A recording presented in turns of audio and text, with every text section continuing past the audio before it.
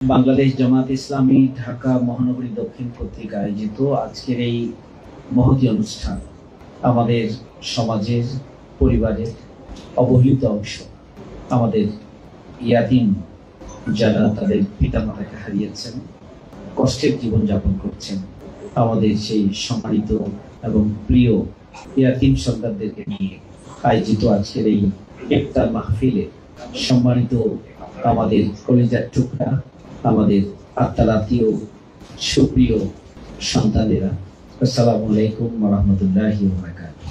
আমাদের মাঝে আমাদের মহানগরীর সম্মানিত নেতৃবৃন্দ উপস্থিত আছেন এবং আমাদের এই প্রিয় বন্ধুদেরকে দেখভাল করার দায়িত্বে নিয়োজিত প্রতিষ্ঠানগুলোর কর্তা ব্যক্তি যারা রয়েছেন তারাও এখানে উপস্থিত আছেন। সাংবাদিক বন্ধুগণ, আমরা রমজান মাসের প্রথম রোজাটি আমরা ইয়াতিমদের সাথে আয়োজন করতে পেরেছি।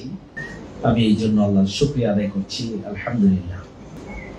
আমরা এই আয়োজন করেছি এই জন্যই যে নিজের পিতামাতা হারিয়ে যে কঠিন এবং কষ্টকর জীবন আমাদের এই প্রিয় বন্ধুরা, প্রিয় ছোট্ট শিশু কিশোররা যে অমানবিক কষ্টকর জীবন তারা পরিচালনা করে চলেছেন, তাদের কষ্ট, তাদের দুর্ভোগ এবং তাদের মনের আকাঙ্ক্ষা পূরণের জন্য মূলত ঢাকা মহানগরী জামাত ইসলামীর পক্ষ থেকে আমরা একটা দিন হলেও আমরা তাদের সাথে ইফতারের আয়োজন করেছি। আমরা এই জন্য আয়োজন করেছি যে ইসলাম তাদেরকে যে সম্মান এবং মর্যাদা দিয়েছে, সেই সম্মানিত এবং মর্যাদায় অধিষ্ঠিত প্রিয় ব্যক্তিত্বদের সাথে আমাদের কিছুটা সময় কাটানো উচিত এবং তাদের যে মর্যাদা এবং সম্মান আল্লাহ দিয়েছেন তাদের সান্নিধ্যে থেকে যদি আমরা আমাদের গুনাহ খাতা মাফ করে নিয়ে আমরা নিজেদের মর্যাদায় সামিল করতে পারি, সেই জন্য আমরা এই আয়োজন করেছি। পিতৃহারা এবং আমাদের মাতৃহারা সন্তান যারা, তারা অনেক কষ্টে বেড়ে উঠেছে। আমি বিশ্বাস করি যে কর্তৃপক্ষের তত্ত্বাবধানে তারা পড়ালেখা করছে, বড় হচ্ছে, তারা নিশ্চয়ই বাবা মায়ের আদরে তাদেরকে বড় করে তোলার জন্য চেষ্টা করছে। কিন্তু আমরা একটা পার্টি হিসাবে, একটা সংগঠন হিসাবে আমাদেরও কিছু দায়িত্ব রয়েছে, আমাদেরও কিছু কর্তব্য রয়েছে। সেই দায়িত্ব এবং কর্তব্যের জায়গা থেকে আমরা একসাথে ইফতারির মাধ্যমে আমরা তাদের পাশে থেকে তাদের অভিভাবকত্বের জায়গা থেকে তাদের যে শূন্যতা, সেই শূন্যতা কিছুটা হলেও যদি কিছু সময়ের জন্য পূরণ হয়, আমরা সেই জন্যই এই ধরনের আয়োজন করছি। ইসলাম, আমি যেটি বলছিলাম, যে ইয়াতিম সন্তানদেরকে সম্মানিত এবং মর্যাদার আসনে সমাসীন করেছে। ইয়াতিমদের প্রতি সদয় হওয়ার জন্য আল্লাহ আদেশ দিয়েছে। ইয়াতিমদের প্রতি সদয় হওয়ার ব্যাপারে আল্লাহ রাব্বুল আলামিন সূরা আদ-দোহার 11 নম্বর আয়াতে খুবই পরিষ্কার করে বলেছেন যে অতএব তুমি ইয়াতিমকে কষ্ট দিও না, আর প্রার্থনাকারীকে ধমক দিও না, আর তোমার রবের অনুগ্রহের কথা বর্ণনা করো। ইয়াতিমদের সম্পদ আত্মসাৎ করার ব্যাপারে কঠোর শাস্তির কথা আল্লাহ রাব্বুল আলামিন ঘোষণা করেছেন সূরা নিসার 10 নম্বর আয়াতে, যেখানে আল্লাহ বলছেন যে যারা ইয়াতিমদের সম্পদ অন্যায়ভাবে গ্রাস করে তারা নিজেদের পেটে আগুন ভরে নেয় আর তারা দোজখের আগুনে প্রবেশ করবে। নিজের পেটেও আগুন ভরাবে এবং দোজখের আগুনে তাকে নিক্ষিপ্ত করা হবে। এটা সূরা নিসার 10 নম্বর আয়াতে আছে। আল্লাহ রাসূল সাল্লাল্লাহু আলাইহি ওয়াসাল্লাম ইয়াতিমদের মর্যাদা, সম্মান সেটি বর্ণনা করতে গিয়ে বলেছেন যে ইয়াতিম ব্যক্তিকে প্রতিপালন করবে জান্নাতে, আল্লাহ রাসূল সাল্লাল্লাহু আলাইহি সাল্লাম বলছেন যে জান্নাতে তার পাশাপাশি অবস্থান হবে। এবং সেটি বলতে গিয়ে তিনি হাতের দুইটি আঙ্গুলকে তুলে ধরেছেন। রাসূল করিম সাল্লাল্লাহু আলাইহি সাল্লাম বুখারী শরীফের 6005 নম্বর হাদিস, যেখানে বলেছেন যে আমি ও ইয়াতিমের প্রতিপালক ব্যক্তি জান্নাতে একসাথে থাকে, এভাবে থাকে। তারপর তিনি তার দুটি আঙ্গুল, শাহাদাত আঙ্গুল এবং মধ্যম আঙ্গুল তিনি পাশাপাশি রাখলেন।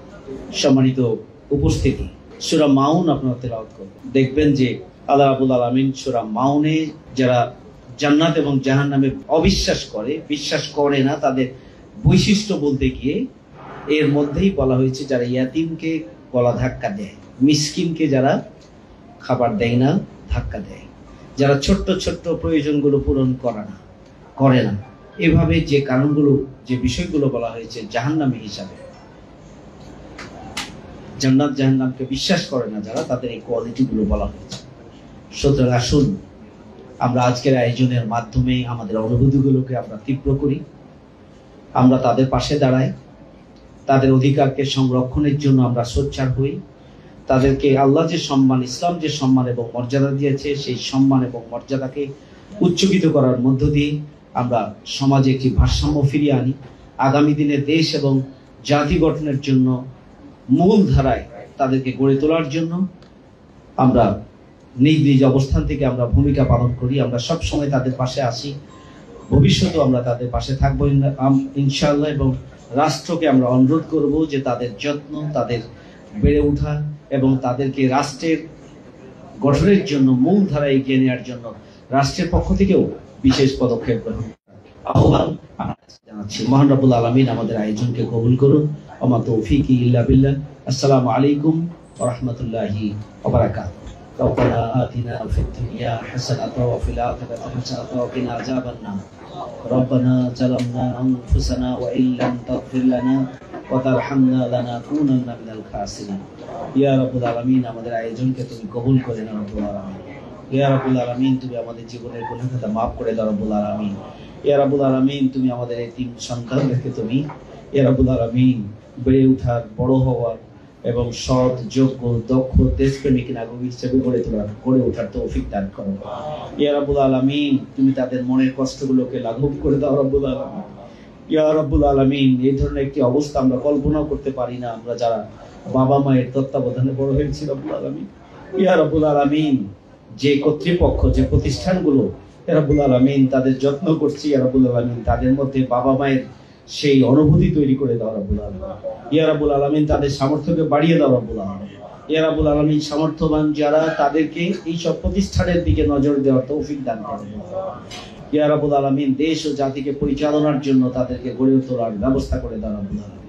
ইয়া রাব্বুল আলামিন ইসলামী অনুশাসন মেনে চলার পাশাপাশি ইসলামী সমাজ বিনির্মাণের জন্য তাদেরকে নিজ নিজ অবস্থান থেকে প্রস্তুতি নেওয়ার তৌফিক দান করো আল্লাহ। ইয়া রাব্বুল আলামিন তুমি আমাদের দোয়াকে কবুল করো। ইয়া রাব্বুল আলামিন তুমি আমাদের ইফতারিকে কবুল করো। ইয়া রাব্বুল আলামিন তুমি আমাদের সাহারিকে কবুল করো রব্বুল আলামিন।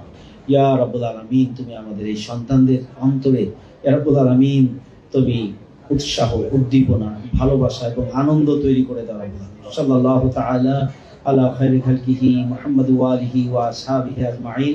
আমিন। লা ইলাহা ইল্লাল্লাহ মুহাম্মাদুর রাসূলুল্লাহ।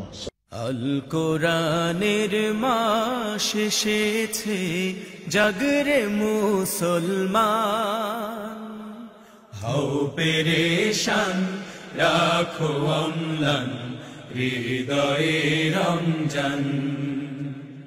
হও পেরেশান, রাখো অম্লান, হৃদয়ে রমজান।